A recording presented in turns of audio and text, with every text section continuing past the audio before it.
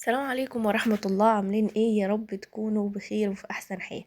تعالوا النهاردة نعمل مع بعض اكلة سهلة وسريعة وبسيطة وبتدفي في الشتاء اللي احنا فيه ده. هنعمل النهاردة مكرونة سباكيتي. تعالوا بينا كده نشوف عملناها ازاي.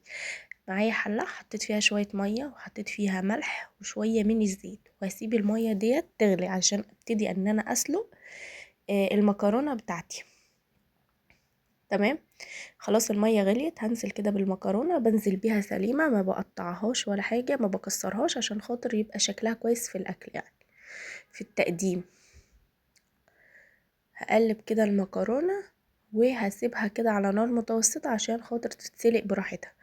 بس كل شوية والتاني كده بفتح عليها اقلبها تقليبة عشان خاطر ما تعجنش مني. خلاص هنا المكرونة خلاص اتسلقت، صفيتها كده في مصفى وفتحت عليها الحنفية علشان خاطر ابتدي ان انا اغسلها كويس عشان خاطر ما تعجنش مني.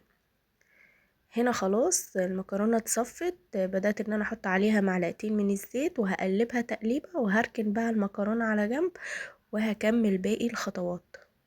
خطوة الزيت دي مهمة عشان خاطر المكرونة ما تعجنش. معايا هنا بصلتين متوسطين نزلت بيهم في طاسة كده مع شوية زيت، وهبتدي ان انا ادبل البصل ده. اول ما ياخد لون كده اصفر هنزل عليه بنص كيلو من اللحمة المفرومة عشان خاطر انا هعمل مكرونة سباكيتي باللحمة المفرومة. هحط بقى شوية من البهارات، 7 بهارات وملح وفلفل وتوم باودر بصل باودر وشوية من الكمون وشوية من الكزبرة.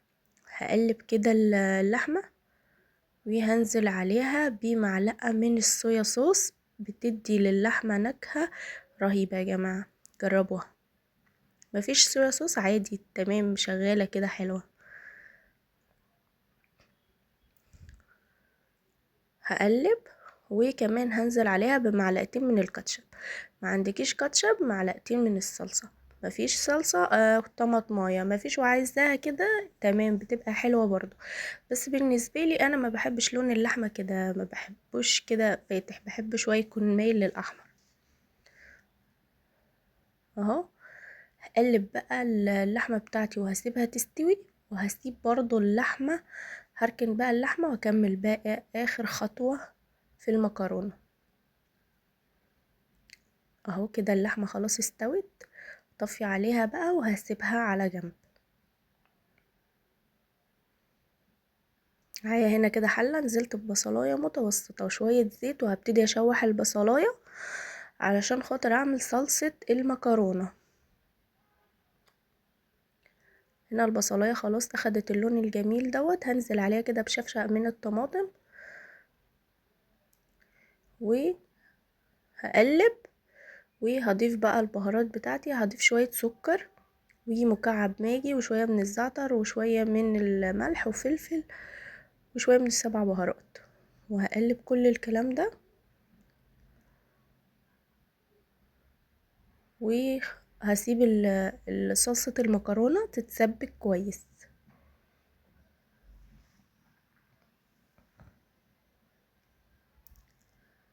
هنا خلاص المكرونة صلصة المكرونة اتسبكت. هنزل بقى بالمكرونة وهسيب المكرونة في قلب الصلصة 10 دقايق تشرب كده من الصلصة عشان يبقى طعمها جميل اهو. هقلب وهسيبها كده على نار هادية 10 دقايق المكرونة تشرب كده من الصلصة وتاخد الطعم. هنا خلاص بقى هبتدي اقدم المكرونة بتاعتي. ممكن تقدميها مع اي حاجة، انا قدمتها كده مع بطاطس محمرة. بصوا قدمتها كده عادي، ممكن تقدميها كده عادي من غير بطاطس، اي شكل براحتك واللي انتوا تحبوه ترتاحوا فيه. بكده يكون فيديو النهارده خلص معاكم، يا رب يكون عجبكم واستفدتوا منه. لو عجبكم الفيديو متنسونيش في اللايك وشير وسبسكرايب للقناة. استودعكم الله، مع السلامة.